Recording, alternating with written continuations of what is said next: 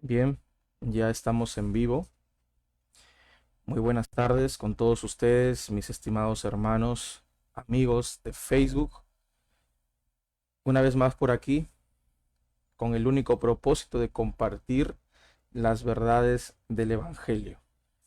Como hemos visto de la semana pasada, estamos estudiando el libro de Romanos y vamos a hacerlo verso por verso, desde el capítulo 1 hasta los 16 capítulos que son o que trae este libro de Romanos. Bien, ahora nos toca el capítulo 2 y espero que esté saliendo bien el audio. Por favor, quiero que me confirmen, ¿está saliendo todo ok? ¿Todo ok? Perfecto. Bien, hoy día vamos a leer hasta el verso 11 y bueno, aquí también les voy a poner la Biblia en la pantalla, pero la Biblia que van a ver ustedes allí es una Biblia que es la misma que estoy leyendo aquí, la Reina y Valera, que lo tienen la mayoría de ustedes. Am, pero es la más antigua, es la más antigua. O sea, tiene partes en donde pareciera de que no dice aquí, pero por ser una versión antigua, más antigua de la del 60, pero son pequeñas palabras nada más. Después todo está igual, ¿ok? Ahí les voy a poner abajo la Biblia de los versículos que vamos a estar estudiando para que ustedes pues me acompañen si en caso no tuvieran su Biblia en casa o de repente estén viendo esta transmisión, no sé, estás viajando o al rumbo de tu trabajo o no lo sé. Bien, vamos a empezar este capítulo 2 de Romanos esperando que el Señor nos hable y alimente nuestro corazón. Bien, vamos a empezar. Versículo 1, ahí salen las pantallas, ¿ok? Dice el verso 1 de este capítulo de Romanos. El título, el justo juicio de Dios, por lo cual eres inexcusable, oh hombre, quien quiera que seas tú que juzgas, pues en los que juzgas a otro, te condenas a ti mismo, porque tú que juzgas, haces lo mismo. Qué tremendo, qué tremendo. En este primer verso que hemos leído, podemos ver que no existe puesto, no existe una posición que te haga mm, inexcusable ante un pecado. Porque quien quiera que seas tú, no importa si eres pastor, si eres líder, si eres una persona activa en la iglesia, un servidor, o si eres una persona que recién está congregando, no importa quién seas tú, eres inexcusable ante este pecado que vamos a ver. El pecado del juzgar. Somos muy fáciles en hablar, en señalar, pero se nos es muy complicado ver nuestros propios errores. Quien quiera que seas tú que juzgas, pues en lo que juzgas a otro te condenas a ti mismo porque tú que juzgas haces lo mismo. Cuando tú condenas a alguien, tú estás condenándote a ti mismo. ¿Cómo así? Porque cuando tú ves el error o el defecto o el pecado de una persona, estás viendo el pecado que un ser humano ha desarrollado, pero olvidándote que tú también eres un ser humano como él. Tú puedes estar en un nivel de espiritualidad, y está genial que estés en un nivel de espiritualidad más alto que tu hermano, pero cuando tú ves su deficiencia de ese hermano, tú empiezas a volverte poco a poco, sin que te des cuenta, como esa persona. Te condenas. Te condenas porque ahora lo que antes tú juzgabas, ahora es el pecado con el que tú luchas. Muchos no entendemos que nuestro trabajo no es juzgar. Nuestro trabajo no es enjuiciar. Nuestro trabajo no es decir a la gente sus errores de forma cruel. Y muchas veces lo hemos hecho. Muchas veces nos hemos creído más que alguien porque conocemos más quizás de Dios o hemos tenido una trayectoria amplia en la iglesia o porque tenemos muchos años de experiencia y somos capaces de juzgar a alguien. Pero nuestro trabajo es no juzgar, es reconciliar. Dios nos dio un trabajo, una tarea que es ser reconciliadores. O sea, que cuando tú veas a un hermano caer, a un hermano pecar, cuando veas a alguien fallar, cuando lo ves débil, frágil, tu trabajo no es hundirlo más, sino es ayudarlo. Pero muchas personas hacemos lo contrario. Voy a repetírtelo. Tú que juzgas a otro, te condenas a ti mismo porque tú que juzgas, haces lo mismo. Eres inexcusable. Porque, escúchame esto. Una cosa es que tú juzgues con justo juicio. Una cosa es que tú señales el error de alguien de manera justa. Y otra cosa es hacerlo sin justicia, sin la sabiduría de Dios. Escúchame lo que te voy a decir. Cuando tú juzgas con justo juicio, no enjuicias. Tú juzgas para ayudar. Y déjame diferenciar lo que significa juzgar de criticar. La justicia humana no es sabia. La justicia humana siempre destruye. La justicia divina edifica. La justicia de Dios te perdona, te levanta. Eso es lo que hace la justicia de Dios.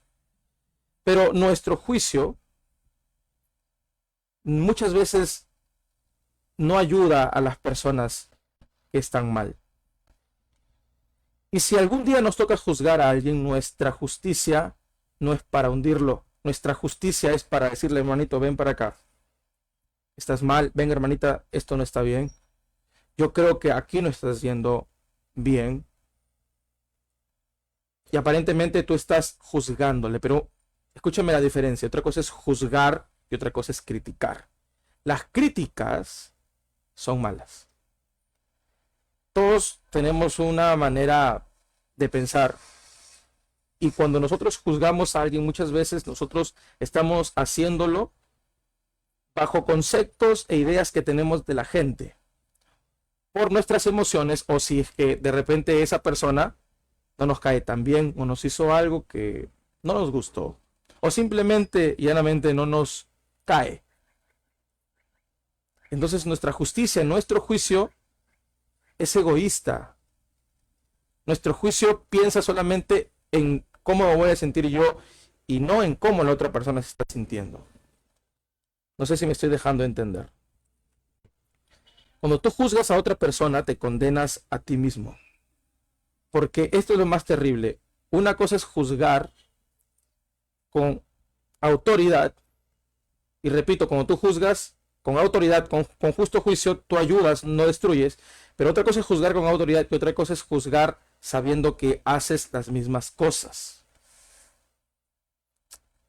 Cuando tú juzgas a alguien por lo que hizo y tú has hecho lo mismo e incluso cosas peores, entonces tú te estás condenando. Porque no estás siendo justo. Porque tu justicia no sirve. Porque tu justicia no tiene un peso espiritual. ¿Cómo puede ser que seamos capaces de juzgar a alguien que ha pecado cuando nosotros también hemos pecado? Con ese mismo pecado. ¿Cómo es posible que tú juzgues a una persona que está luchando con algo cuando tú también luchas con algo o has luchado con algo? Porque tú que juzgas y haces lo mismo, te va a venir una condenación. Y no una condenación humana, no una condenación del pastor, no una condenación del hermano, no, es una condenación divina. Tú que juzgas y haces lo mismo, es incongruente. Jesús lo dijo en uno de los evangelios. Antes de que tú mires la paja en el ojo de tu hermano, sácate primero la viga que tienes tú. La gente que está ocupada arreglando los errores que tiene, sus errores personales, sus pecados personales, no tiene tiempo para mirar los pecados y errores de la gente. No somos demasiado, o no estamos demasiado ocupados tratando de arreglar nuestra vida, porque si no estás ocupado arreglando tu vida, definitivamente estás ocupándote en ver los errores ajenos. Cuando tú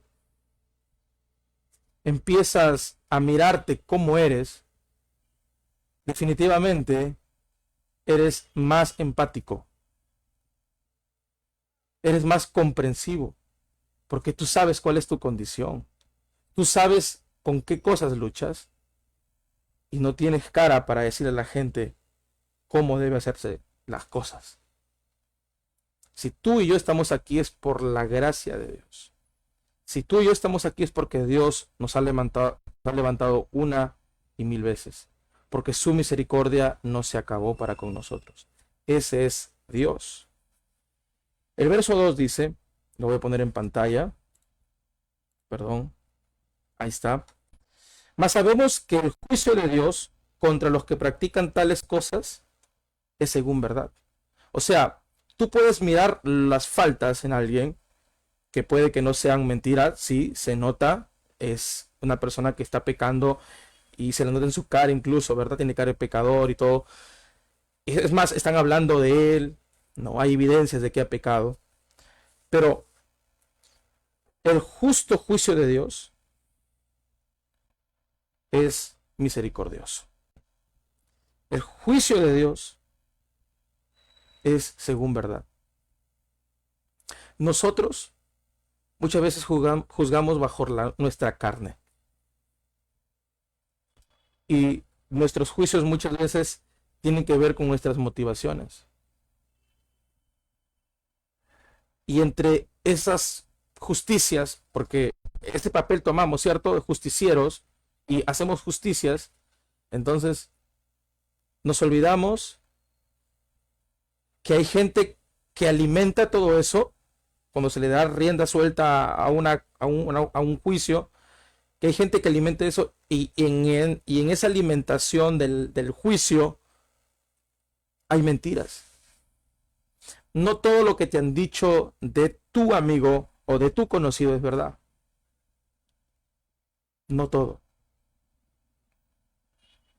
Hay cosas que tú has interpretado a tu manera, hay gente que ha añadido cosas, mas tú te las crees. En cambio, el justo juicio de Dios, el juicio de Dios es justo y es según verdad. Aunque conoce Dios todo lo que somos, Dios conoce absolutamente todo lo que somos.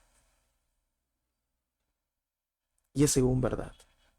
Nosotros podemos engañarle a la gente, pero no podemos engañarle a Dios, porque Dios conoce todo. El verso 3, ahí está en pantalla, dice, y piensa esto, oh hombre, tú que juzgas a los que tal hacen y haces lo mismo, que tú escaparás del juicio de Dios. ¿Tú piensas que vas a escapar del juicio de Dios? Qué tremendo. Porque, repito, tu trabajo nunca es juzgar, nunca ha sido juzgar y nunca debe ser juzgar. Yo me pongo a pensar un poco en la gente que recién se convierte. La gente no tiene tiempo para mirar los errores de las personas. Es más, cuando se enteran los recién convertidos de que hay alguien que está en escándalo, lo único que hay en su corazón de esos recién convertidos es: qué pena, voy a orar para que las cosas se solucionen. Pero eso no debe pasar con el tiempo. O sea, no se debe quitar esa actitud de misericordia para con la gente, aun cuando tengas 10, 20, 30 años en el Evangelio. Tu actitud debe ser como un recién convertido, como una persona nueva en la iglesia. Una persona que juzga no va a escapar del juicio de Dios. Verso 4. O menosprecias las riquezas de su benignidad, paciencia y longanimidad, ignorando que su benignidad te guía al arrepentimiento. Bien, ahora vamos a hablar de Dios. Ya hemos visto cómo somos nosotros: justicieros, juzgadores, críticos santos, nos creemos la última Coca-Cola del desierto, nos creemos súper espirituales, somos capaces de discernir entre el bien y el mal. Está genial que lo hagas, pero te crees el Superman cristiano, a ti no te pasa nada, tú vences al pecado siempre, nunca caes en tentación. Tú y yo somos así. Tú y yo somos muy buenos juzgando, muy buenos. Creo que juzgar es el deporte que tendría y que tiene éxito. Si tú practicaras el juzgar, tendrías mucho éxito. Pero no todos tienen éxito en ser amables, en ser personas comprensivas, misericordiosas, pacíficas, pacientes, tolerantes. No todos somos así. Y hemos visto cómo somos. Hemos visto que por nuestra justicia también Dios nos juzgará a nosotros. Con la misma vara que nosotros medimos, también Dios nos va a medir igualito. Pero ahora veremos cómo es en sí Dios. ¿Quién es Dios? No hablando de su justicia. No hablando de lo que Él prepara para la gente que condena. Ahora vamos a hablar de quién es Dios, y ahí lo ves en pantallas. O menosprecies las riquezas de su benignidad, paciencia y longanimidad, ignorando que su benignidad te guía al arrepentimiento.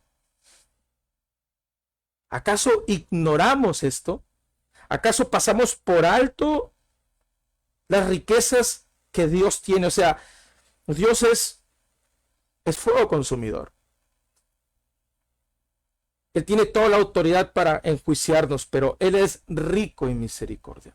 Tardo para la ira. Tardo. Claro que se enoja, pero es tardo para la ira. Las riquezas que Dios tiene es de bondad, de paciencia. Porque Dios tiene que ser paciente con nosotros. Tiene que ser paciente, si no, imagínate dónde estarías. ¿Dónde estaría yo si Dios no fuera paciente con nosotros? ¿Qué crees? ¿Estás aquí porque te lo mereces? ¿No? Tú no estás aquí porque te lo mereces. Tú estás aquí porque Dios ha tenido paciencia. Paciencia que muchas veces a nosotros nos hace falta. Y pidamos en esta tarde al Señor que nos dé paciencia. Que nos dé paciencia. Así como Él nos tiene a nosotros paciencia. Menosprecias la riqueza de su benignidad, paciencia y longanimidad. O sea, tú menosprecias su tolerancia de Dios. Tú menosprecias su bondad, la bondad de Dios. Ignoras que su bondad, su benignidad, lo que Él es, te guía al arrepentimiento. Mira lo que te dice. Dios te guía al arrepentimiento, porque aunque Él tiene el poder para juzgarte, no lo hace. No lo hace. Jesús dijo que Él no vino al mundo para condenarlo, para juzgarlo. Él vino para que sean salvos, para salvarlos. Su bondad, lo que Él es, nos guía. Su justicia no nos guía, su juicio no nos guía. Es su bondad la que nos guía, la que nos dirige al arrepentimiento. La escritura dice de que él no es que tarda en llegar, como algunos piensan que él está tardando en llegar porque todas las cosas están como están desde el principio hasta ahora. Eso lo dice Pedro. Pero no es que él tarde en llegar, sino es que él espera que todo el mundo se arrepienta. Él espera que tú te arrepientas. Él espera que tú aceptes su benignidad. Él espera que tú aceptes su misericordia. Porque Él te guía. De muchas formas Él te guía. Tú estás en esa transmisión porque Él te ha guiado esta transmisión. Tú estás en este live porque Él te guía a escuchar la palabra y lo ha hecho muchas veces, no es la primera vez. Has encontrado con hermanos en las plazas, has escuchado predicaciones en el Facebook, has escuchado a personas hablando del Evangelio en la televisión. Te han invitado a la iglesia y el Señor siempre te está guiando al arrepentimiento. Ese es el carácter de Dios. Mira lo que dice ahora el verso 5. El verso 5 dice: pero por tu dureza y por tu corazón no arrepentido, atesoras para ti mismo ira para el día de la ira y de la revelación del justo juicio de Dios. Cuando el Señor te da oportunidad, cuando el Señor te dice: oye, yo te estoy hablando porque te amo, estoy permitiendo esto porque te amo, pero tú dices: no quiero, ahí nomás, cuando sea más viejito, cuando tenga 40, 50 años, lo que en realidad estás esperando es que te pase algo malo. Lo que estás esperando en realidad es que estés en un hospital y recién allí tú te arrepientas.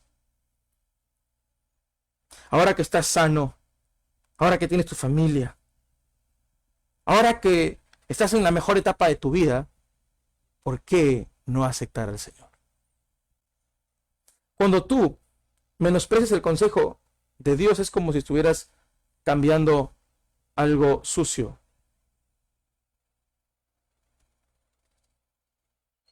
O estuvieras cambiando, algo limpio por algo sucio.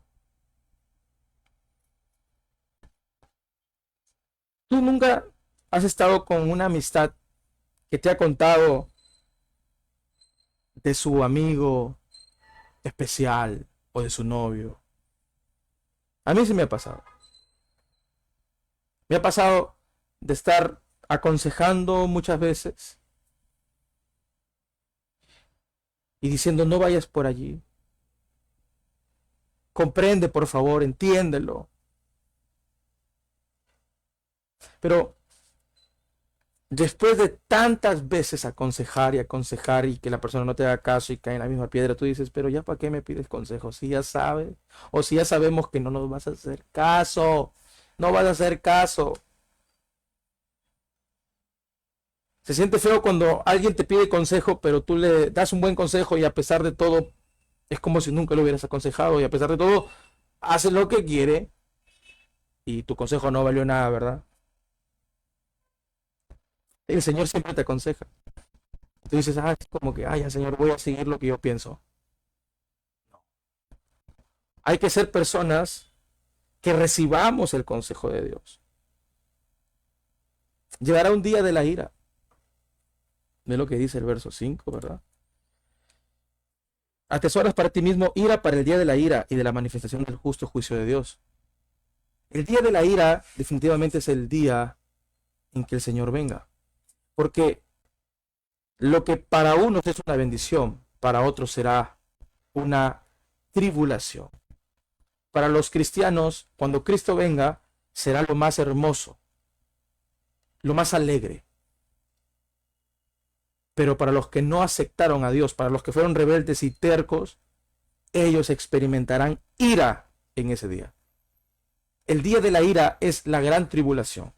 Llegará el Señor y los que hemos confiado en su nombre, su iglesia, seremos arrebatados junto con él en las nubes. Los que no quisieron aceptar a Jesús aquí en la tierra se quedarán sufriendo. El Señor es rico en bondad, Él te ama, como lo hemos leído y lo hemos hablado hace rato.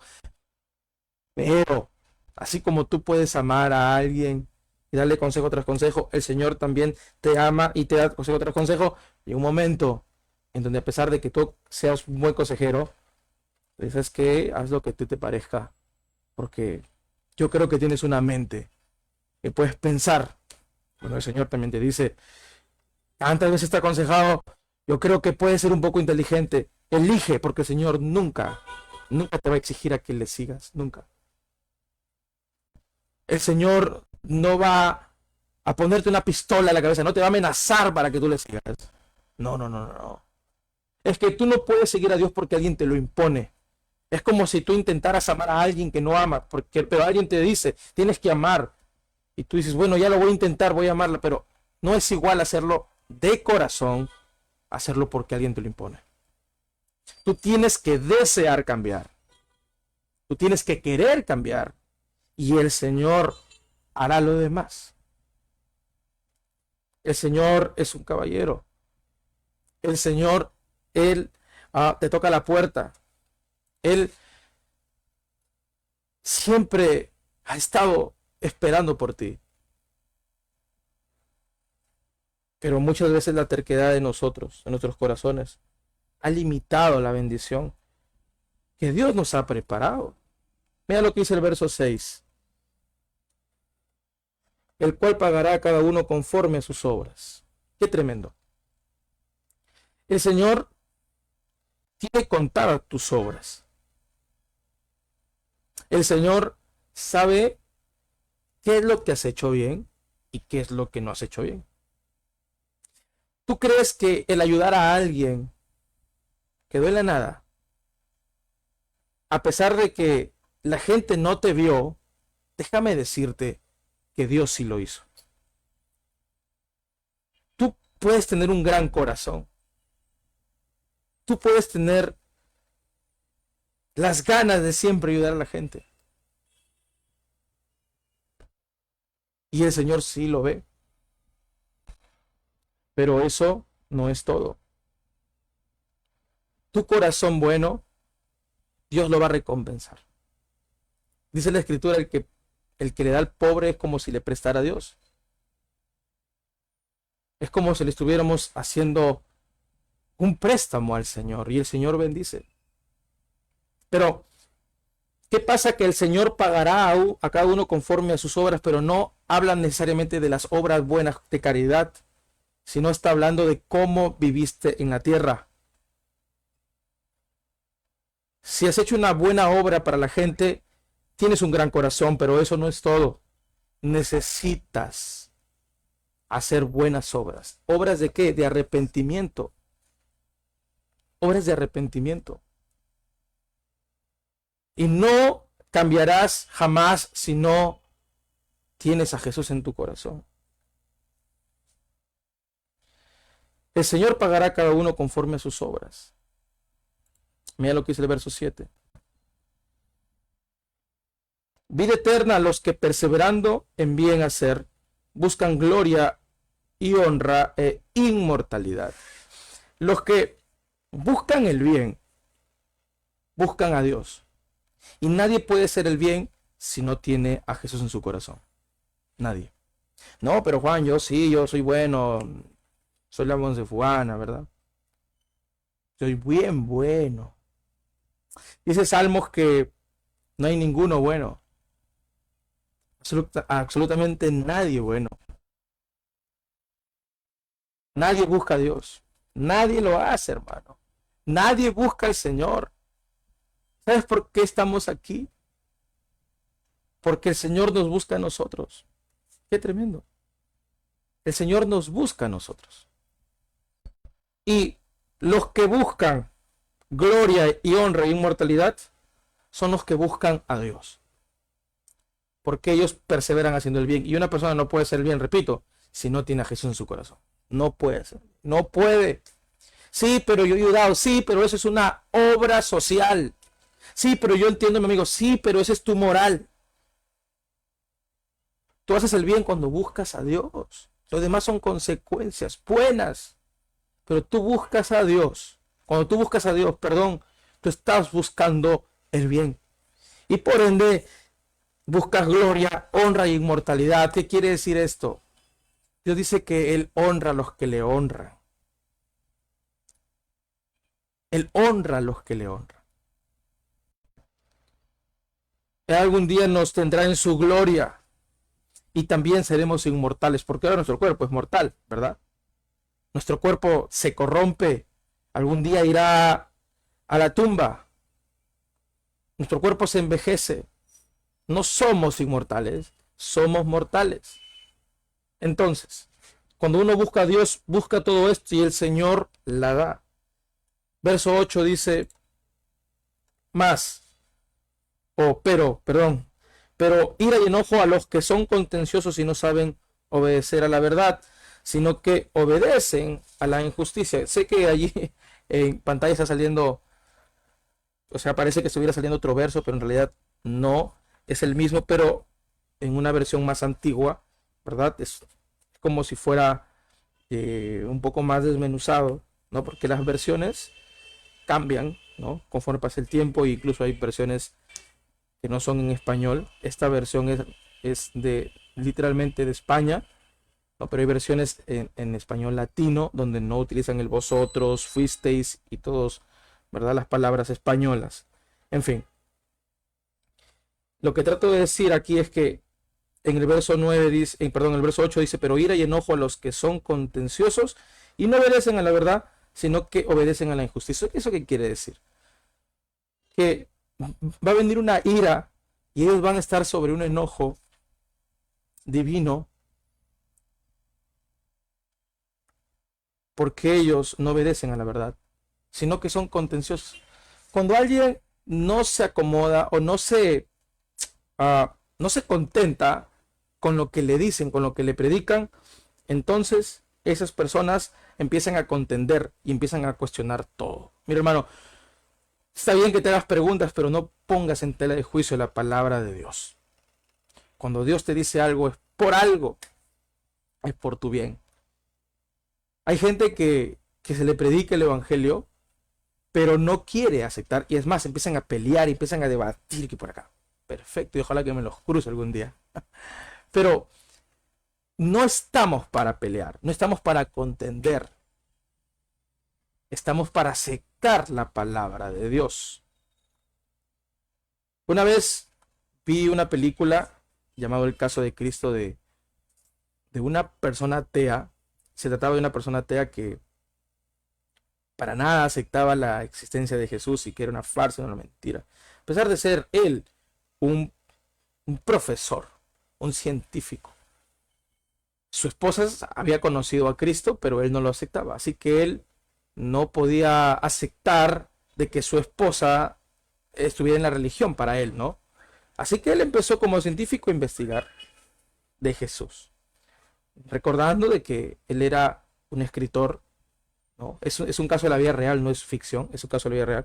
Y dice esta película de que él empezó a investigar tanto, o sea, en tantas fuentes, incluso fue a Israel, hizo entrevistas, se fue a las bibliotecas y descubrió que su pelea contra Dios lo hizo conocer a Dios. Él peleaba contra la verdad, era contencioso contra la verdad, pero a pesar de que contendía contra la verdad, no pudo ganar. Si tú eres contencioso y le pones pero a todo, sí, pero es que Dios, que por acá, que olvídate de eso. Mira, el Señor, ¿cuánta plata habrá perdido? Pero lo ganó después todo, ¿verdad? ¿Qué quieres? ¿Qué quieres? Dime. ¿Qué quieres buscar? ¿Qué quieres saber? Si Dios define todo esto con que Él te ama y cada cosa que es en su palabra es por algo para tu beneficio. Cada cosa que es en su palabra es por tu bien, para tu bien. No estamos para ser contenciosos, no estamos para pelear con Dios, estamos para obedecer a la verdad, y los que no obedecen a la verdad, entonces obedecen a la injusticia. Escúchame esto, ahí está en la pantalla, ¿verdad? Antes obedecen a la injusticia, en vez, ¿no?, de obedecer a la verdad, no obedecen a la verdad. Qué, o sea, qué terribles somos, ¿verdad? Somos muy buenos para desobedecer a la verdad, pero muy buenos para obedecer a la injusticia, a lo injusto, a lo que no es de Dios. ¿Cómo podemos ser así? Bueno, el verso 9 dice,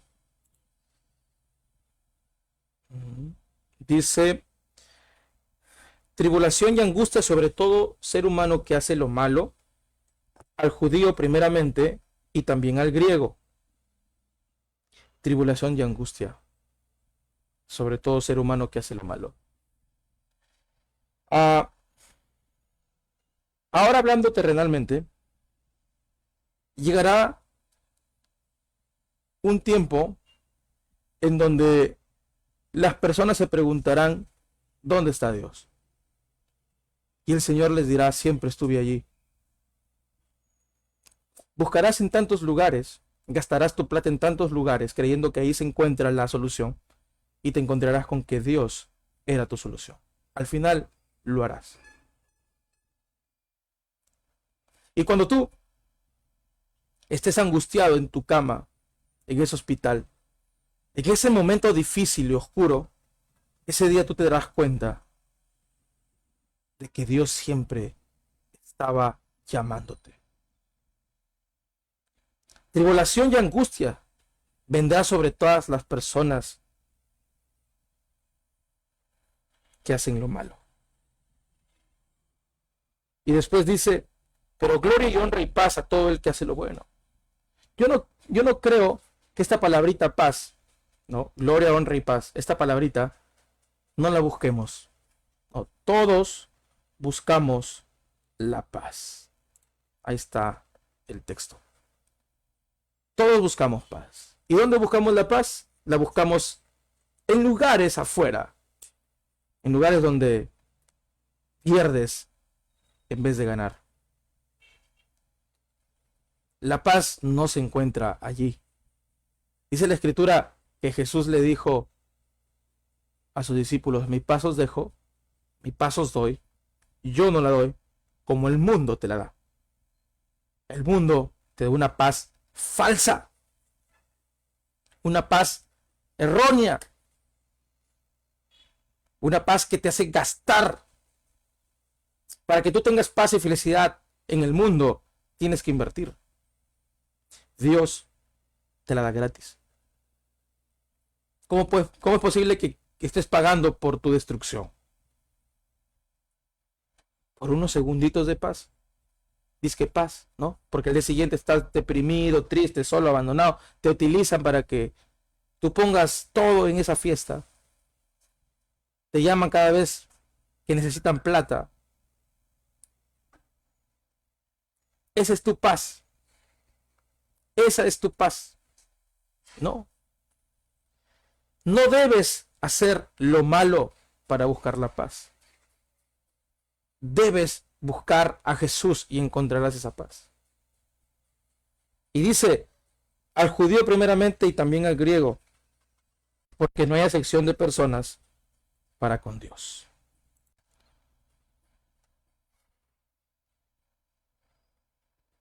No hay acepción de personas. No importa si estás en la alta, en la media o en la baja. Si eres el letrado y letrado, si tienes un título o no lo tienes. Dios está buscándote. No importa si eres una persona muy moral o antimoral, inmoral. Si eres medio borracho o súper borracho, no importa. Si eres una persona que nunca sale de su casa, o eres una persona que siempre sale, ingrata, no importa la condición en la que estés. Puedes estar en lo más alto como en lo más bajo. El Señor no es excepción de personas, Él no tiene favoritos. Él no me eligió a mí porque soy su favorito. Él no eligió a los pastores porque son sus favoritos. No, Él no eligió a nadie porque son sus favoritos. Simplemente los eligió porque los ama. Y también te quiere elegir a ti. Es hora de que te canses de esa barbaridad de vida que has venido teniendo. Es hora de que te canses de esa cruel vida en donde has invertido tu dinero. Es hora de que aceptes al Señor y digas: Cristo, yo quiero que me perdones. Es hora de que lo hagas. Él no te va a excluir. Dice la Escritura que el que se humilla será enaltecido, que el que viene a Él no le echa fuera. Él no te va a decir: ¿sabes qué? Tú no eres apto para pertenecer en mi pueblo. No, Él no lo va a hacer. Él te ama.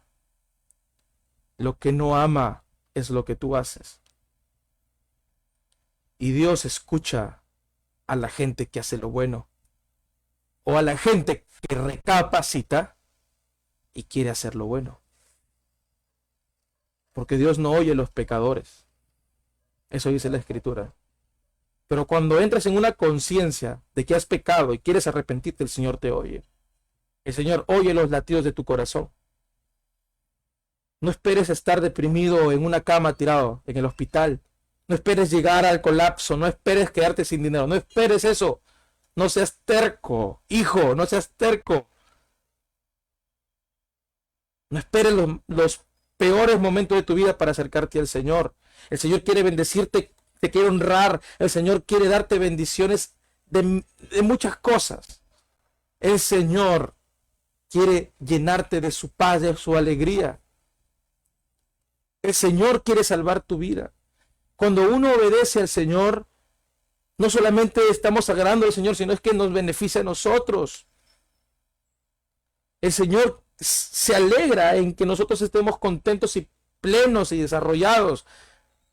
El Señor no quiere que tú vivas como estás, en esa miseria, en esa tristeza. El Señor no quiere, no es su voluntad, es tu voluntad, y tu voluntad te lleva a estar como estás.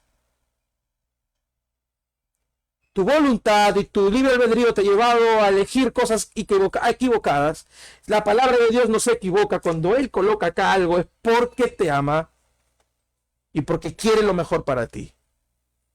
Y si estás escuchando otras palabras es porque Él te ama y lo va a seguir diciendo. Él te ama, te ama, te ama.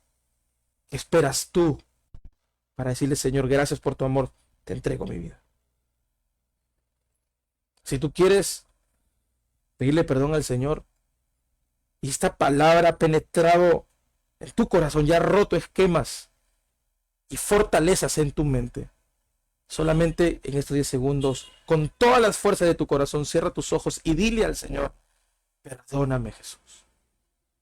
Perdóname, Jesús. Eso es todo. Dile: perdóname, Jesús, por todos mis pecados. Perdóname, Jesús. Cámbiame, Jesús. Perdóname, Jesús. Yo quiero que tú habites en mi corazón. Quiero cambiar. Escribe mi nombre en el libro de la vida. Amén. Y amén. Que Dios te bendiga, mi amado hermano. Hemos acabado el día de hoy los primeros 11 versículos, ¿verdad? Y mañana, con la ayuda y bendición de Dios, vamos a estar hablando de la segunda parte de este capítulo 2 de Romanos. Espero conectarme temprano para poder compartir la palabra del Señor. Si esto te bendijo, compártelo, comenta, etiqueta, y si quieres que siga orando por tu vida, escríbeme un chat, agrégame. Si de repente no me tienes agregado en Facebook y viste esta transmisión en algún lugar, agrégame y estaré hablando contigo para poder comunicarnos y conversar. Amén. Dios te bendiga, cuídate mucho, que tengas un buen lunes.